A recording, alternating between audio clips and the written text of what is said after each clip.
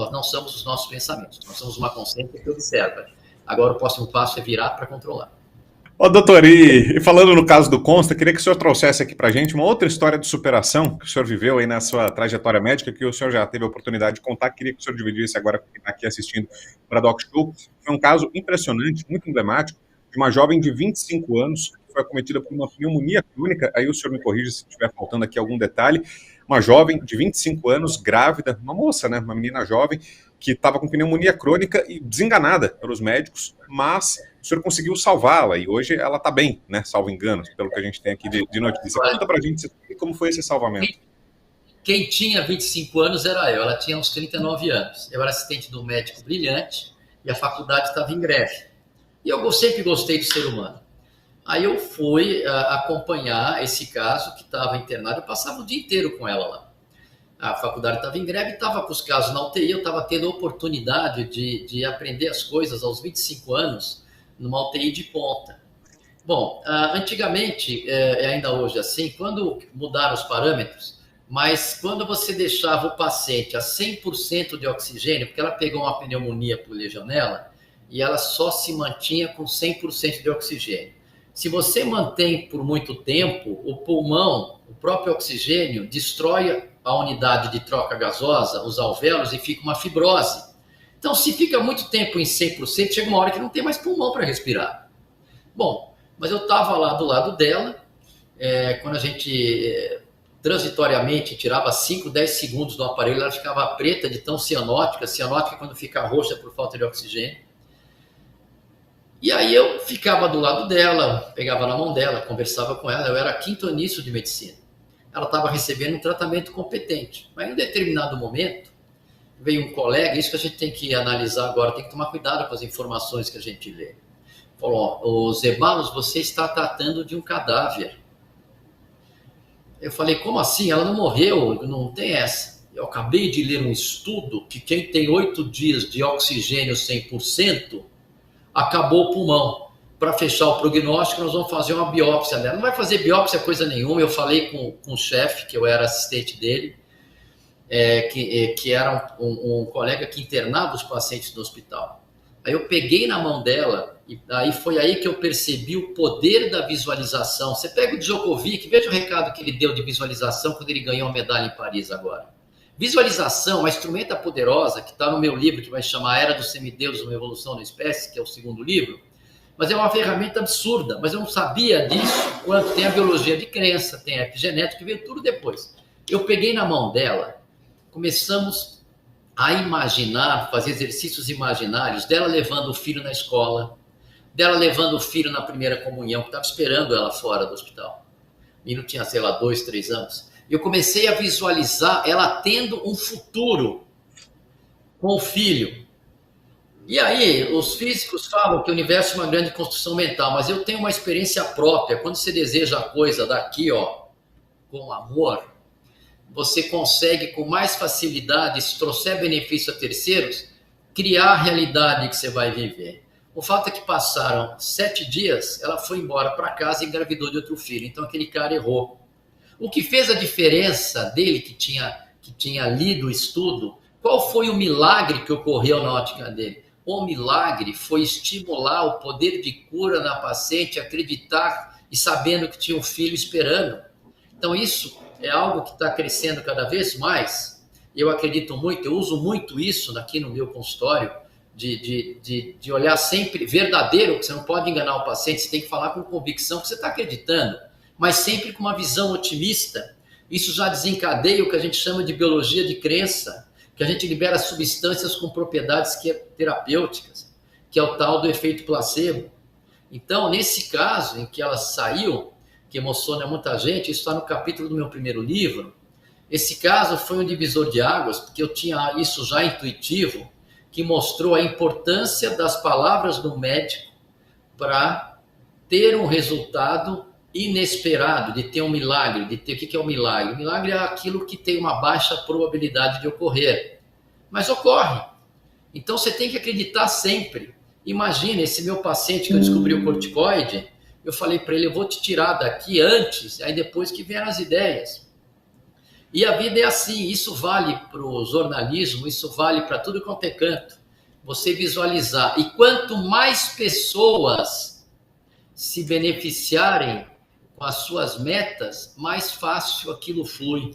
Por isso que eu acho que foi meio sem querer, porque eu nem sabia que destruía bífidos, eu escolhi um probiótico qualquer, quando eu vi tinha 3 bífidos.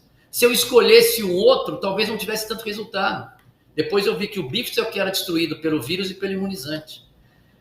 Então, gente, esse caso aí, tem vários milagres que a gente já teve aqui, e o que fez a diferença foi eu estimular o poder de cura, que às vezes o cara quer ir embora, você quer matar um cara e aposentar o cara não tem mais o que fazer, o cara vai embora. É muito comum, morre um casal de velhos que estão um com 86, morre ela com 86, 2 anos depois morre o outro, porque ele sente a falta, não tem mais motivação para viver.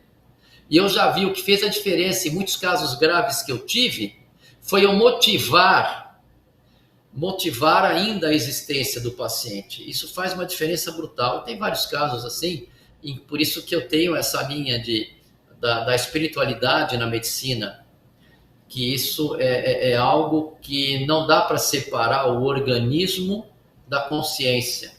Os seus pensamentos não são você. Você tem uma consciência que observa os seus pensamentos.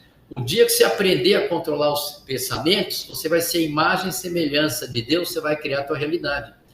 Eu tenho uma série de experiências assim. Todo dia antes de dormir eu faço aquela mensagem que vocês colocaram, achei que foi muito lindo vocês colocarem isso, mas eu visualizo o que eu quero, eu procuro visualizar. E voltando a falar o assunto, na época da pandemia, quando eu tinha 36 casos internados, eu saía daqui meia-noite do consultório, ia passar no Vila Nova Star e no Einstein. E chegava às 6 horas da manhã em casa, 10 horas estava acordado para vir para o consultório, mas eu estava com dopamina, porque meus casos iam saindo, e podiam falar mal que fosse. Eu estava com tanta coisa mais importante do que as pessoas falando mal, e aí eu vi que tinha dopamina, e depois eu senti falta dessa dopamina. Ela só voltou quando eu comecei a terminar de escrever esse segundo livro, quando eu comecei a fazer o estudo e esse curso que eu vou ajudar um monte de pessoas, que eu vou fazer dia 22 de janeiro, e já tem um pessoal trabalhando, que vai ser bem acessível, tem um pessoal trabalhando, estão criando grupos para quem quiser fazer o curso, dia 22 de janeiro a gente vai fazer, e eu acho que também vou ajudar a conscientizar muita gente. Ô, doutor Zé Barros, eu estou ouvindo o senhor, né, e vou me identificando com muita coisa. Primeiro que eu tenho certeza que eu vou superar essa, que eu vou ver minha filha se casar um dia e vou continuar com meu filho que é pequeno por muitos anos, e não quero politizar o assunto, mas vou viver para ver a queda daquele que a gente sabe que vem fazendo tão mal ao país, né, daquele sádico que vem destruindo o nosso Estado democrático de direito. Eu vou ver a queda dele, eu não tenho dúvida. Eu queria justamente dar a oportunidade para o senhor falar mais dessa medicina integrativa. De muitas sugestões que eu recebi, uma foi o livro Você é o Placebo, do Dr. Joe Dispenza, que eu já comprei, e eu estou, inclusive, com uma lista de livros aqui do meu lado. Todos eles têm alguma pegada, de alguma forma, espiritual ou de experiências de câncer. Porque essa questão de visualizar e de ter um propósito é a coisa que mais me dá força e mais me dá certeza de que eu vou superar. Eu, inclusive, aviso a todo mundo também que eu já estou escrevendo um livro novo dessa experiência. Eu já comecei. Ele já tem mais de 12 páginas de Word, já tem umas 20 páginas o livro. Eu já comecei, porque é o que me dá propósito. Eu acordo todo dia já falando assim, bom, vamos embora, é mais um obstáculo. E outra coisa que o senhor disse, doutor, que ressoa muito com o que eu acredito, é que as pessoas que estão voltadas para resultado, para aquilo que tem que fazer, para aquilo que é o certo, elas não estão muito preocupadas com o noise, com o barulho, com os difamadores, com o cancelamento, né? E isso aí não nos atinge da mesma maneira, porque nós temos outro propósito, que é o resultado. Então, juntando tudo isso, tentando amarrar, e eu não vou deixar de fora, no meu caso, a questão da fé, né, da minha reaproximação, que tem alguns anos, com a fé cristã, acima de tudo, e aí a sogra entra com um papel muito importante também, a filha dela, claro, minha noiva. Nós temos uma abordagem complementar que envolve esse pensamento positivo, a espiritualidade, o trabalho com um propósito propositivo, a coisa que dá sentido à vida, a vontade, o desejo de viver, porque temos pessoas que amamos e que dependem muitas vezes de nós, sem o orgulho de achar que alguém é insubstituível, mas quero ser eu a formar moralmente até o meu filho, né, e não outro. Então, isso tudo nos motiva. Qual é a importância dessa medicina integrativa? O quanto já sabemos em estudos randomizados, duplo cego, padrão ouro, que aquilo que as pessoas não conseguem explicar é justamente onde entra a explicação por meio do milagre, por meio disso tudo que nós estamos falando. Ô, doutor, antes de começar a resposta, posso só deixar aqui na tela a capa do livro do Dr. Zeballos? Coloca aí pra gente, ô Cláudio, por favor, que olha, é uma síntese exatamente do que a gente está falando aqui, da resposta anterior do Dr. Zeballos e disso que falava agora o Consta. Desejo, logo realizo. Tem tudo a ver com isso que a gente está falando, e aí já lhe passo a palavra, doutor, por favor.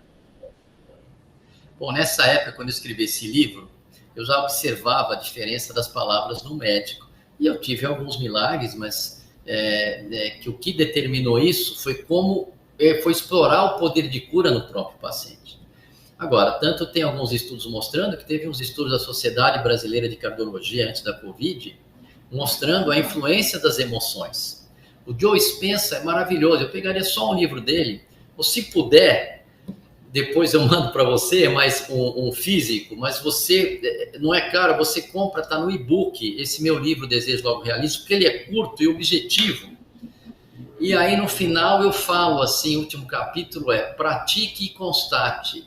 Eu vou te contar uma coisa, nos primeiros 7 anos de vida, é quando a criança cria os downloads para ela se adaptar. Por isso que é fundamental, que nem eu falo para meus filhos desde cedo, quando perguntam o que vai ser quando crescer, eu falo, vocês vão ser felizes, mas independente do que é. Então, por exemplo, tem aquele livro, Pai Rico e Pai Pobre, que o pai pobre, quando o menino quer alguma coisa, o pessoal fala, não, isso não é para nós. Ele já programa que não é para ele. Pode ter 4 faculdades, esse cara não vai virar nunca. Porque criou essa programação. Isso acontece porque a criança, nos primeiros 7 anos, é muita imaginação. Ela pega uma vassoura, agora não mais, mas antigamente brincava de cavalinho, fazia pudim na areia da praia, e é muita imaginação. Depois dos 7 anos, você faz esse download. Agora, que onda cerebral as crianças têm de 0 a 7 anos, quando os jesuítas falavam, me dá o teu filho a nascer que eu te devolvo um homem aos 7 anos. É a onda cerebral que tem uma frequência energética teta.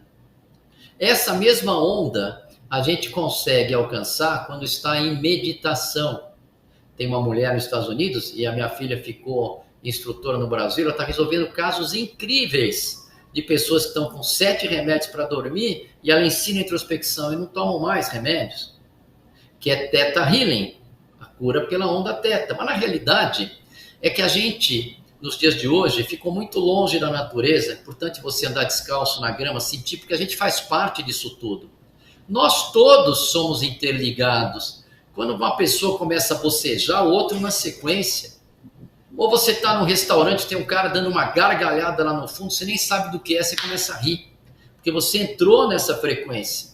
E com essa consciência que nós somos todos interligados, você passa a cuidar de si e pensar no próprio. Pensar no próximo. Você cuida de si e pensa no próximo. Porque quando você está fazendo mal a alguém, como na essência nós somos todos interligados, você está fazendo mal a si mesmo. Na minha tese. Então, quer dizer, e aí você não tem rancor de ninguém, você entende, você perdoa, você vai tocando a tua vida, porque passa muito rápido, então você cria os propósitos.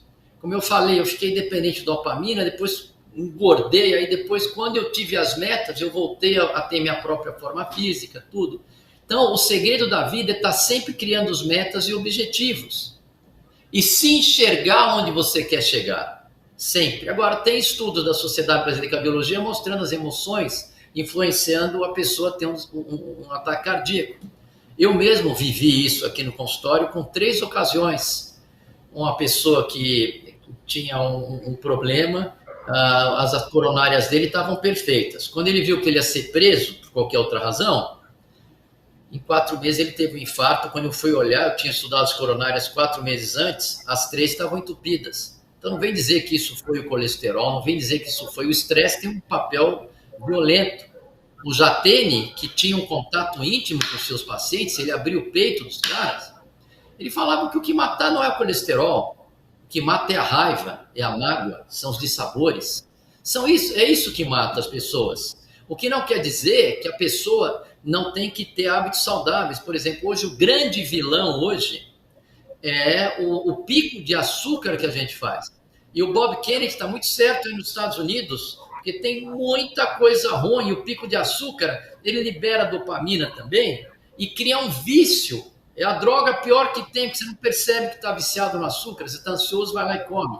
E o açúcar leva um monte de substâncias tóxicas que aumentam a incidência de câncer, de doenças cardíacas, de tudo. Eu tenho 65 anos, meu colesterol é alto, para falar a verdade, mas eu tenho hábitos saudáveis, e quando você tem hábitos saudáveis, você diminui o risco em 95%. Mas eu não tenho uma placa de gordura aqui e nenhuma placa de gordura nas coronárias. A minha próstata... Mas sabe por que isso? Eu acredito? Aí é minha tese. Isso não pensem como é medicina.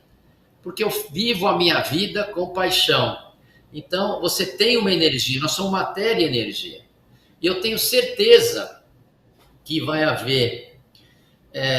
por maior que o meu amigo Consta seja, que eu admiro ele demais, mas vai haver um crescimento que ele vai mergulhar, vai conhecer o John Spencer, vai ver... O John Spencer é impressionante os resultados com a visualização que ele fala.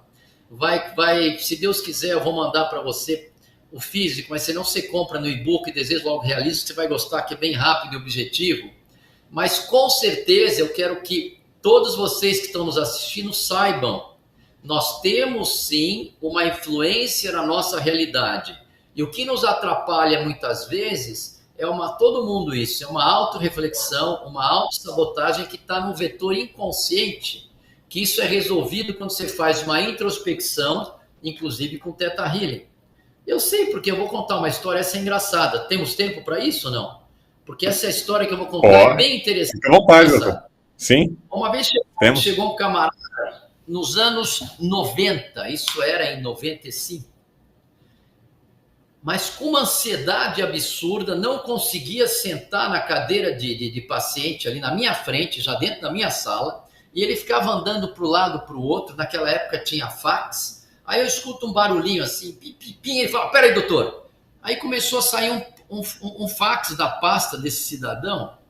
Ele era CEO de uma empresa muito importante, e aí ele não tinha angústia para ler, ele não aguentava esperar o fax sair por inteiro, ele queria ler toda hora.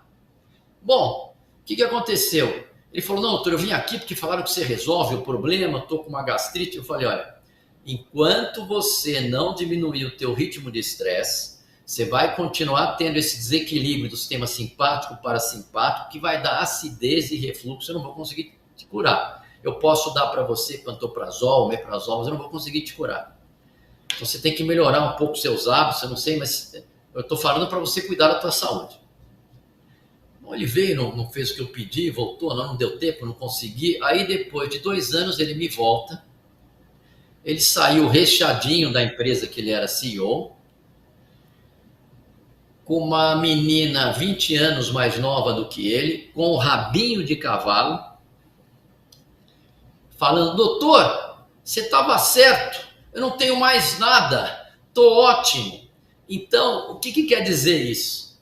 Quer dizer que às vezes você fica, quando você vê, você está numa armadilha de uma escravidão, de algo que está te gerando uma receita, mas está acabando com a tua longevidade. Está acabando com a tua longevidade. Eu estou numa fase agora, estou cheio de coisa para fazer, mas eu estou valorizando. O Ziba já cresceu muito rápido, está um sucesso. A Luísa está fazendo esse Theta Healing, está um sucesso. O Ricardo está com 22 anos, mas eu preciso voltar um pouquinho mais para o que eu posso fazer pela minha família, sabe? Em termos, porque eles me admiram, gostam de mim, mas às vezes eu não sei como escolher um presente, porque eu não conheço ele com a profundidade que eu deveria como pai, para dar um presente para os meus filhos.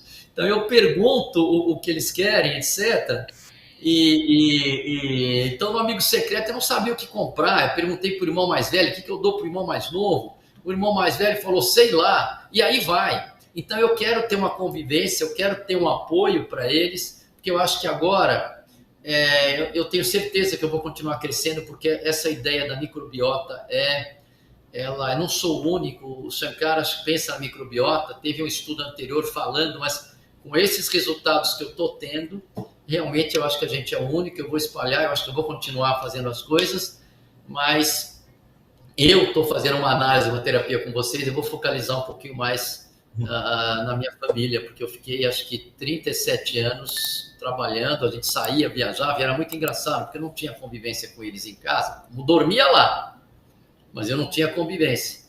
Então, cada viagem que a gente fazia, que a gente ficava uns 15 dias juntos, cansei de ir para a Flórida quando eles eram pequenininhos, ficava naquele Vistana Resort, que era interessante na época, era o que tinha legal. Eu percebia a evolução deles só nas viagens. Falei, nossa, o cara evoluiu só nas viagens porque eu tinha uma convivência mais íntima. Mas é o preço que a gente pagou, mas eles têm uma admiração. O próprio Ziba, na entrevista, ele fala, perguntaram para ele uma vez a pessoa que você mais admira, ele falou que é o meu pai, aí o outro, quer dizer, então isso aí é um pouco gratificante, mas eu preciso entrar mais de cabeça neles. E, gente, antes de eu acabar de falar aqui, todo dia antes de dormir, acredite, se veja onde você quer estar. Respira fundo, quando estiver bem relaxado, se veja onde você quer estar. Que você tenha a capacidade de materializar a sua realidade, e eu vou explicar isso no meu novo livro, que vai chamar A Era dos Semideuses, uma evolução na espécie, que é quando o ser humano aprender a controlar os seus pensamentos. Nós não somos os nossos pensamentos, nós somos uma consciência que observa. Agora o próximo passo é virar para controlar. Assista também o Bradock Show ao vivo.